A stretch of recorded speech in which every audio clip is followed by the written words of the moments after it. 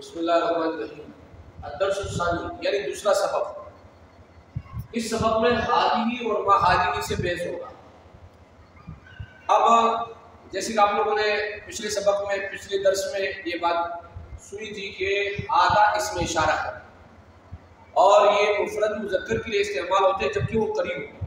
اسی طریقے سے حاضری یہ بھی اسم اشارہ ہے مفرد، لیکن یہ مذکر کے بجائے مؤنث کے لیے استعمال ہوتا ہے جبکہ وہ قریب ہے۔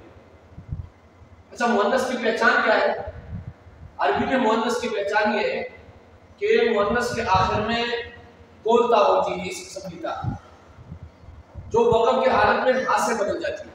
جب آپ وقف کریں گے ساعۃ وقفا ساعہ، تو یہ وقف کی حالت میں جو ہے مطلب ہا سے بدل جاتی ہے، یہ مؤنث کی پہچان ہے۔ اب پچھلے سبق میں آپ نے ما اور من کے بارے میں سنا تھا کہ ما جو ہے یہ غیر ضمیر العقول کے لیے ہے، جس کے اندر عقل نہیں ہوتے اس کے لیے استعمال ہوتا ہے، یعنی چیزوں کے لیے استعمال ہوتا ہے۔ من جو ہے یہ ضمیر العقول کے لیے استعمال ہوتا ہے، یعنی انسان کے بارے میں سوال کیا جاتا ہے اس کے ذریعے سے۔ تو اس سبق میں من، ما، ہاذا اور ہذہ کی پریکٹس ہم کریں گے، اور لیکن اس کے ساتھ چند الفاظ کا اضافہ کریں گے۔ وہ الفاظ میں آپ کو بتا دیتا ہوں، کتاب میں لکھے ہوئے ہیں، یہ آپ دیکھ لیں۔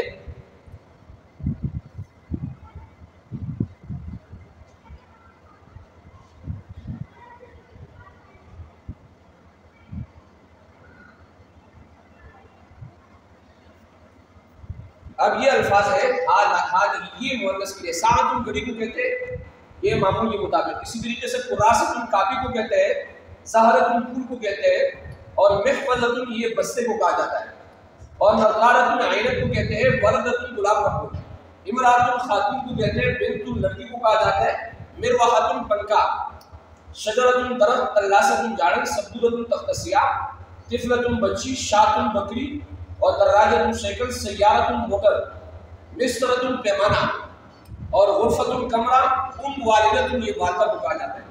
اب اس سبق میں ان چیزوں کے بارے میں پریکٹس ہو رہی ہے۔ سوال کیا جاتا ہے ما ہذہ، اس کا جواب ہذہ ساعۃ، یہ گھڑی ہے، اس کے بارے میں سوال ہوتے ہیں ما ہذہ، تو جواب ملتا ہے ہذہ ساعۃ۔ ما ہذہ یہ کیا ہے؟ ہذہ محفظۃ یہ بستہ ہے۔ ما ہذہ یہ کیا ہے؟ ہذہ قراصۃ یہ کاپی ہے۔ ما ہذہ یہ کیا ہے؟ ہذہ غرفۃ یہ کمرہ ہے۔ ما ہذہ یہ کیا ہے؟ ہذہ زہرۃ یہ پھول ہے۔ ما ہذہ ما کے ذریعے سے آپ نے ان چیزوں کے بارے میں سوال کرنا ہے جو کہ بے جان ہو، اور ما ہذہ سبورۃ۔ اب آگے جو ہے من سے سوال کریں گے، من ہذہ طالبۃ، من ہذہ امراۃ، من ہذہ استاذۃ، من ہذہ بنت، من ہذہ خادمۃ، من ہذہ فاطمۃ۔ یہ من کے ذریعے سے آپ عقل والوں کے بارے میں اور انسان کے بارے میں سوال کریں گے، اور ماں کے ذریعے سے آپ نے چیزوں کے بارے میں سوال کرنا ہے۔ ان الفاظ کو آپ یاد رکھیں، جیسے جو پچھلے سبق میں تھا، تقریباً 4 فوائد ہو گئے، ماں اور من کے متعلق، ہذا اور ہذہ کے متعلق۔